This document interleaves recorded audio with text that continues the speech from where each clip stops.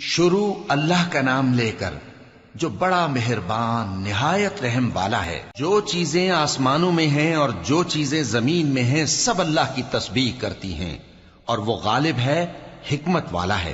وہی تو ہے جس نے کفار اہل کتاب کو پہلی لشکر کشی پر ہی ان کے گھروں سے نکال دیا۔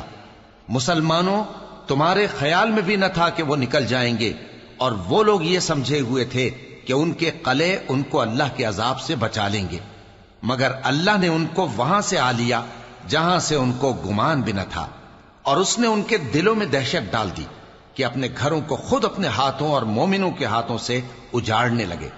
تو اے بصیرت کی آنکھیں رکھنے والو، عبرت حاصل کرو۔ اور اگر اللہ نے ان کے بارے میں جلا وطن کرنا نہ لکھ رکھا ہوتا تو ان کو دنیا میں بھی عذاب دے دیتا، اور آخرت میں تو ان کے لیے آگ کا عذاب تیار ہے ہی۔ یہ اس لیے کہ انہوں نے اللہ اور اس کے رسول صلی اللہ علیہ وآلہ وسلم کی مخالفت کی، اور جو شخص اللہ کی مخالفت کرے تو اللہ اسے سخت عذاب دینے والا ہے۔ مومنوں، کھجور کے جو درخت تم نے کاٹ ڈالے یا ان کو ان کی جڑوں پر کھڑا رہنے دیا، سو یہ اللہ کے حکم سے تھا، اور اس سے مقصود یہ تھا کہ وہ نافرمانوں کو رسوا کرے۔ اور اے مسلمانوں، جو مال اللہ نے اپنے پیغمبر کو ان لوگوں سے جنگ کے بغیر دلوایا ہے اس میں تمہارا کچھ حق نہیں، کیونکہ اس کے لیے نہ تم نے گھوڑے دوڑائے نہ اونٹ، لیکن اللہ اپنے پیغمبروں کو جن پر چاہتا ہے غالب کر دیتا ہے، اور اللہ ہر چیز پر قادر ہے۔ جو مال اللہ نے اپنے پیغمبر صلی اللہ علیہ وآلہ وسلم کو بستیوں والوں سے دلوایا ہے وہ اللہ کے اور پیغمبر کے قرابت والوں کے اور یتیموں کے اور حاجت مندوں کے اور مسافروں کے لیے ہے، تاکہ جو لوگ تم میں دولت مند ہیں انہی کے ہاتھوں میں نہ گردش کرتا رہے، اور جو چیز تم کو پیغمبر صلی اللہ علیہ وآلہ وسلم دیں وہ لے لو، اور جس سے منع کریں اس سے باز رہو، اور اللہ سے ڈرتے رہو، بے شک اللہ سخت عذاب دینے والا ہے۔ اور ان ضرورت مند مہاجروں کے لیے بھی جو اپنے گھروں اور مالوں سے خارج اور جدا کر دیے گئے ہیں، جو اللہ کے فضل اور اس کی خوشنودی کے طلبگار اور اللہ اور اس کے پیغمبر کے مددگار ہیں، یہی لوگ سچے ہیں۔ اور ان لوگوں کے لیے بھی جو مہاجرین سے پہلے اس گھر یعنی مدینے میں مقیم ہیں اور ایمان میں مضبوط ہیں، اور جو لوگ ہجرت کر کے ان کے پاس آتے ہیں وہ ان سے محبت کرتے ہیں، اور جو کچھ ان کو ملا اس سے اپنے دل میں کچھ خواہش اور خلش نہیں پاتے، اور ان کو اپنی جانوں پر مقدم رکھتے ہیں خواہ وہ خود بھی فاقے سے ہوں۔ اور جو شخص خود غرضی سے بچا لیا گیا تو ایسے ہی لوگ بامراد ہیں۔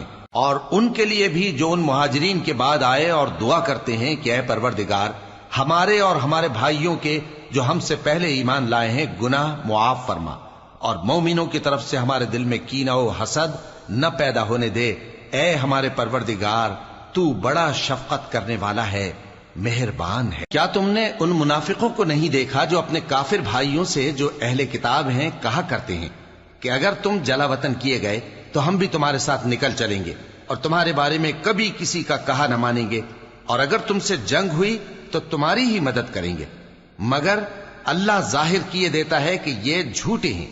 اگر وہ نکالے گئے تو یہ ان کے ساتھ نہیں نکلیں گے، اور اگر ان سے جنگ ہوئی تو یہ ان کی مدد نہیں کریں گے، اور اگر مدد کریں گے بھی تو پیٹ پھیر کر بھاگ جائیں گے، پھر ان کو کہیں سے بھی مدد نہ ملے گی۔ مسلمانوں، تمہاری ہیبت ان لوگوں کے دلوں میں اللہ سے بھی بڑھ کر ہے، یہ اس لیے کہ یہ سمجھ نہیں رکھتے۔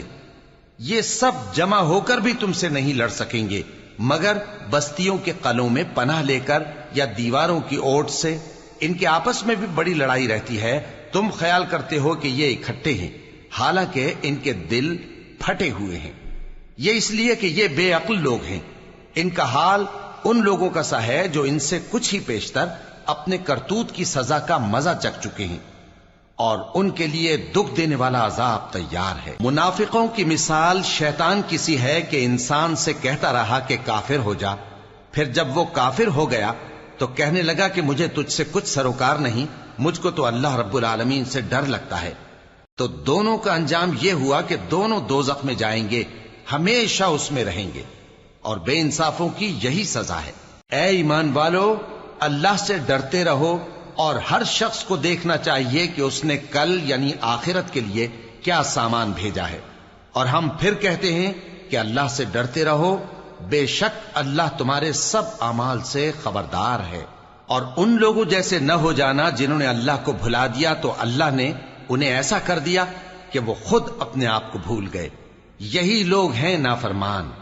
اہل دوزخ اور اہل بہشت برابر نہیں، اہل بہشت ہی کامیابی حاصل کرنے والے ہیں۔ اگر ہم یہ قرآن کسی پہاڑ پر نازل کرتے تو تم اس کو دیکھتے کہ اللہ کے خوف سے دبا اور پھٹا جاتا ہے۔ اور یہ مثالیں ہم لوگوں کے لیے بیان کرتے ہیں تاکہ وہ غور کریں۔ وہی اللہ ہے جس کے سوا کوئی معبود نہیں، پوشیدہ اور ظاہر کا جاننے والا، وہ بڑا مہربان ہے، نہایت رحم والا ہے۔ وہی اللہ ہے جس کے سوا کوئی عبادت کے لائق نہیں، بادشاہ حقیقی، ہر عیب سے پاک، سلامتی دینے والا، امن دینے والا، نگہبان، غالب، زبردست، بڑائی والا۔ اللہ مشرکوں کے شرک سے پاک ہے۔ وہی اللہ تمام مخلوقات کا خالق، ایجاد و اختراع کرنے والا، صورتیں بنانے والا، اس کے سب اچھے سے اچھے نام ہیں۔ جتنی چیزیں آسمانوں اور زمین میں ہیں سب اس کی تسبیح کرتی رہتی ہیں، اور وہ غالب ہے، حکمت والا ہے۔